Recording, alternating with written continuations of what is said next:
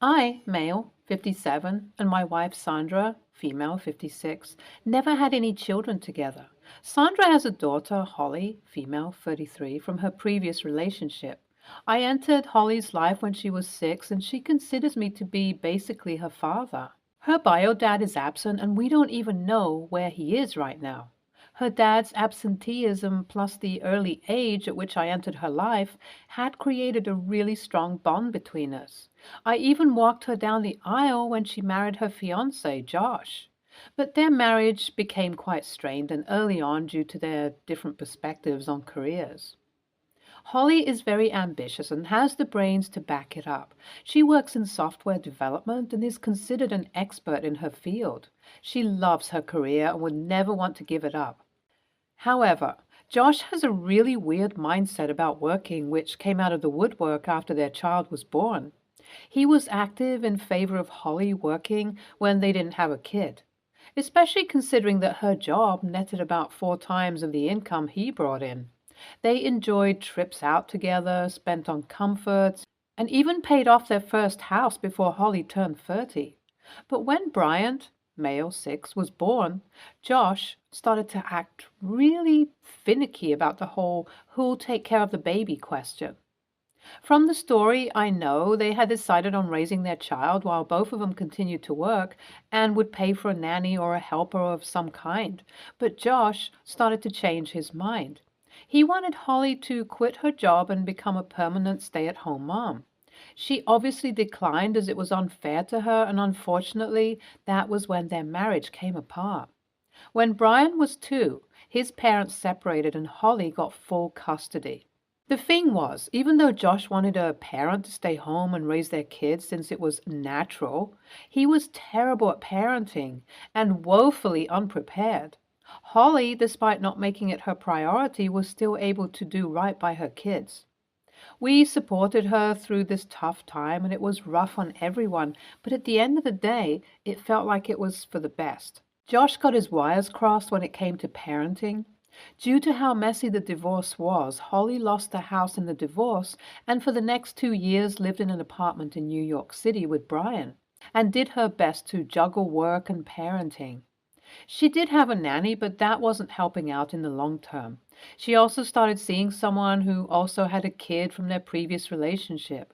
Brian was too young to understand, but it was clear that Holly was slowly getting integrated into this new guy's family and losing touch with her own son. Mark, her new boyfriend, was also ambitious and career-oriented like her, and both of them were planning on moving in together and starting a business. His daughter, Cindy, female 10, was a bit older than Brian and could have helped out with raising him a little. However, Holly also felt like bringing Brian along and raising 2 kids while working at the level they were would be unsustainable. So she reached out to her mom and asked if we could take care of Brian for the foreseeable future. Sandra and I reeled at this idea. I mean, why did Brian deserve to be abandoned? We asked her to reconsider, but Holly was adamant that she was making the right choice. She said, "If you guys can't work it out, I'll ask Josh to take Brian. He knows him, and I'm sure he'll learn to take care of him eventually. I don't mind signing over my custody rights or maybe agreeing to split custody." When I said that idea was completely insane, she hurtfully told me that I'm not her dad, and I just shut down the confrontation then and there. Giving Brian to Josh was infinitely worse than having Brian with us because Josh had basically gone to shit after the divorce. We ran into him once at a local bar and he was not doing well, partying, drinking, and deep in debt. I would not allow my grandson to live in such an environment. Despite our misgivings, we allowed Holly to leave her son with us and go focus on her business. It's been years since then, and Brian has grown into an amazing little man. Holly comes by and visits maybe once every 2 months, and I can tell that the kid finds it tough to deal with his mom being gone for so long. Despite that, Holly still keeps making excuses about work and the amount she has on her plate, despite Mark's daughter living in their house. Because of the dynamic that she has created and the obvious hurt it's causing my grandson, I don't speak that much with Holly, while Sandra keeps a little more in touch with her. Recently, we got an invite from Holly to a party in the Hamptons where she was buying a house. Sandra gave me some info, and apparently Mark and she had sold their business for millions and were now looking at moving to a bigger place and starting their next venture. Sandra was proud of this, and even I found it impressive, but I have to know, where does Brian fit into all this? He's just turned 6, and I feel like he's going to grow up and resent his mother unless she makes him a part of this life that she's building. I made this clear to Sandra and also said that I wouldn't go to the party unless she tells me what she was planning to do with Brian. Because guess what? She asked us to drop Brian off at a babysitter instead of bringing him with us to meet her. And that just rubbed me the wrong way. Sandra feels like I should have at least come to the party, as it's clear Holly wants both of us there. But I won't move an inch unless I get a response from her about her child. AITA? Update 1. So Holly knows the reason why I'm not going, and she called me personally to talk about it. She opened up about how she always felt trapped in the relationship with Josh and was forced into having a kid by his constant needling. Sandra knew about this already, but had kept it from me, as it was Holly's place to tell me. On the call, Holly also told me that she suffered from PPD, and that severely hampered the time she had with Brian in the first year of his life. When I told her that I empathized with her, but felt like her kid deserved a chance to be loved by her, she didn't know how to respond. I said, "Listen, I know it was hard, but he's still your blood. Do you really think you'll be able to explain to him why you've abandoned him like this? Do you really not love him?" And that made her cry.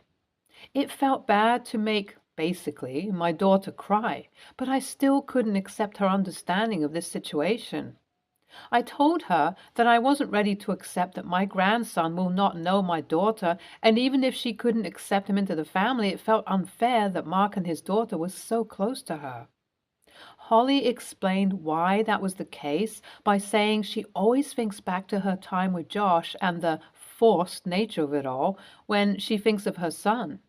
She knows this is unfair to him, but it's a big mental block she really can't get past.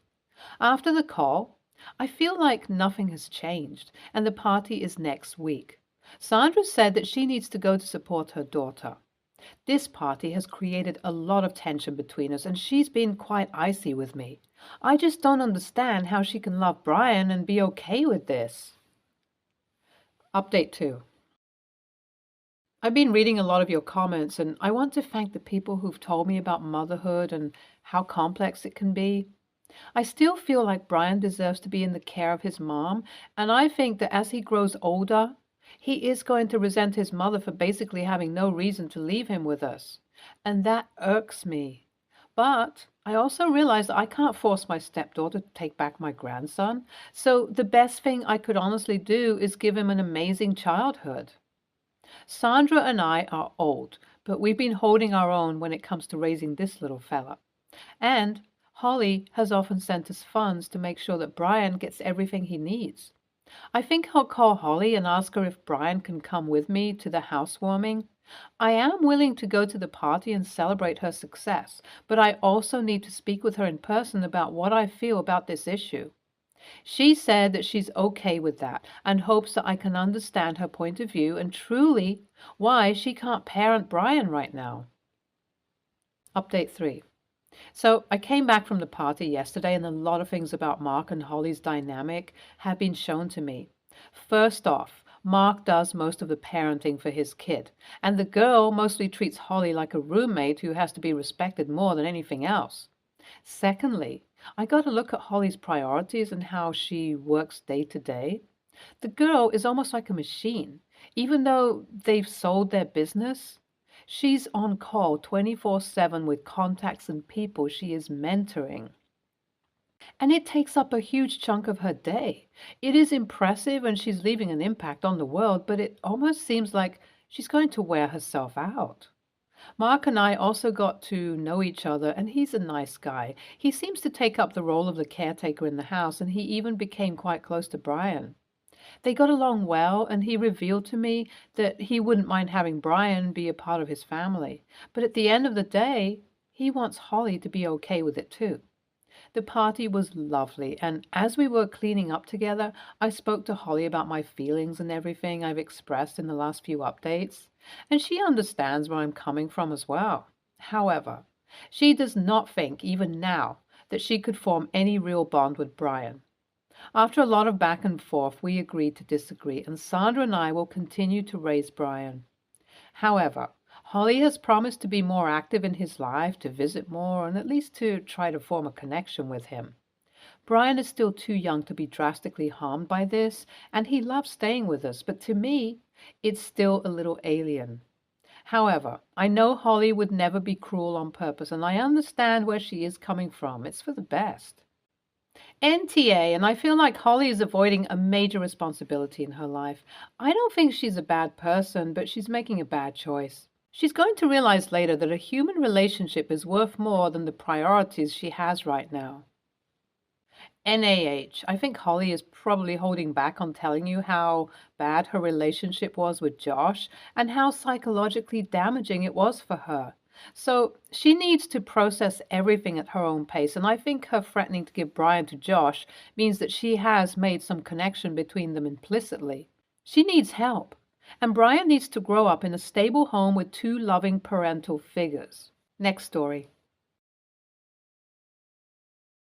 I'm 26, female. My wife, 25, female, and I have been together 10 years. I've seen in post comments, this is a deal breaker, or leave them, and I'd like to preemptively ask for people to not say this. In any case, it's a minor argument. I'd had a few friends around. One of my friends was in his first ever committed relationship. We're all super happy for him.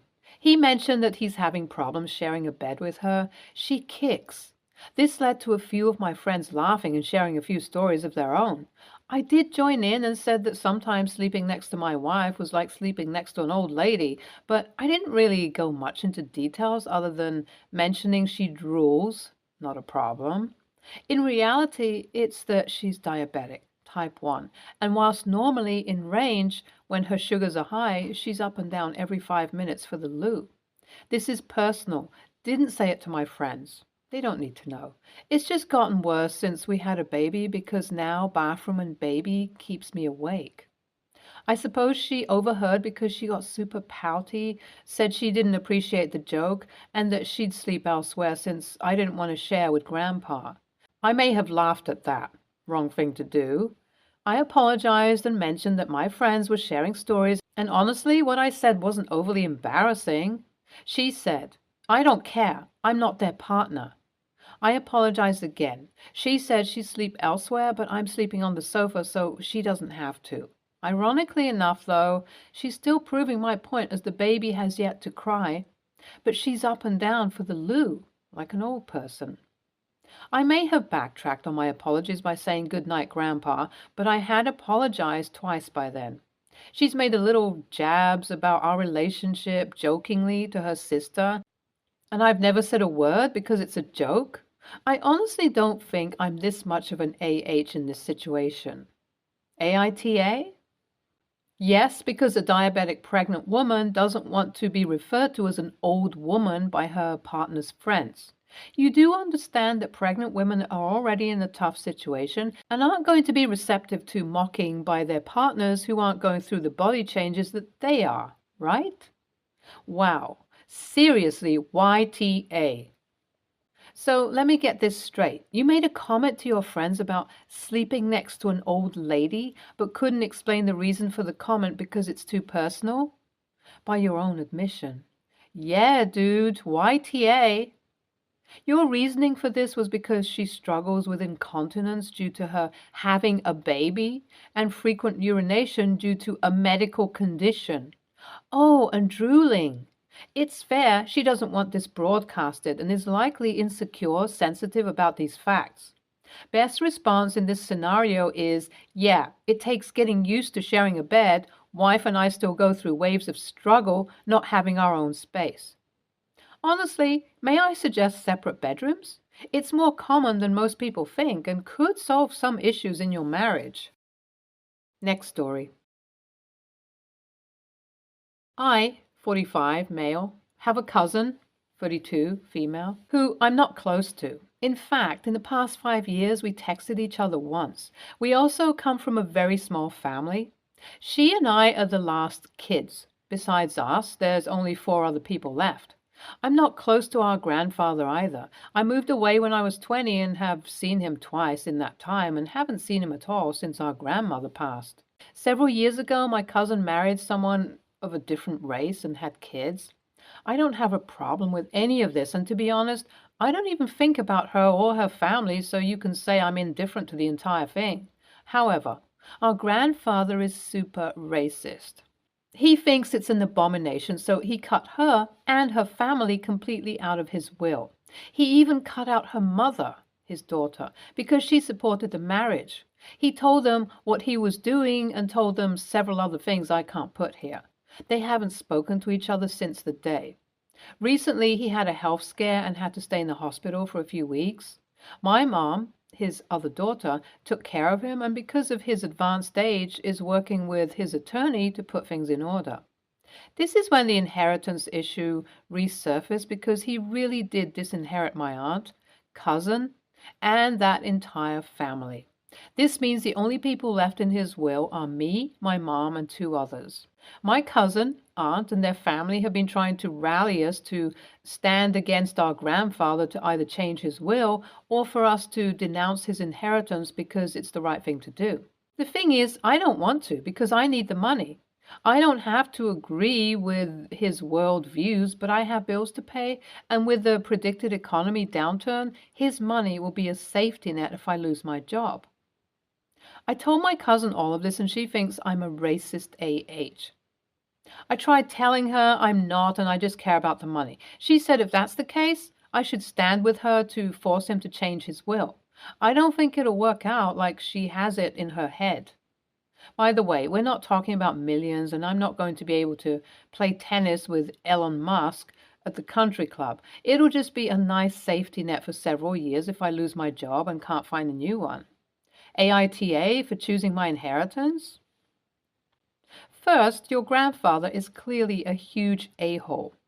You are a bit of an a-hole for just telling your cousin, sorry, but I need the money. The right thing to do is for all involved to sit down and commit to cousin and family that you will share the money as it would have been had they not been disinherited. Put it in writing. But for God's sake, don't tell Grandpa. Trying to force Grandpa to change his will ain't gonna work. It'll just get the whole pile donated to some racist organization instead. Take the money, but do right by your cousin and make sure they all know it. Your cousin can't force your grandfather to change his will, neither can you. Neither can your mother. Nobody can. And do not plan your future based upon an inheritance. You don't know what will happen to your grandfather's estate between now and when he passes. He may end up leaving a fortune or leaving a mountain of debt. Your grandfather is a racist a-hole and you're a bit of one for enabling him. However, at his advanced age, the likelihood that you would be able to change his opinion is negligible. But allowing his behavior just for money is really unsettling, OP. NTA, forget about the racism angle and political correctness and all that. Do not let yourself get dragged into somebody else's shit. Do not make sacrifices for causes you don't believe in because somebody wants to take your money and turn it into their money. You don't know what happened here. Maybe, or even probably, your cousin had this talk with Gramps before she got married, and he told her he would cut her out if she did. She went ahead and married the love of her life, and good for her. That's the proper life decision. But now she wants you either give her half of your inheritance or forfeit it all because she's not happy about being cut out. None of you knows what the will is going to say. Maybe she's out. Maybe she's in. Maybe he's leaving it all to the KKK. Just go on living your life. Stay tuned for more stories from our girl relationships.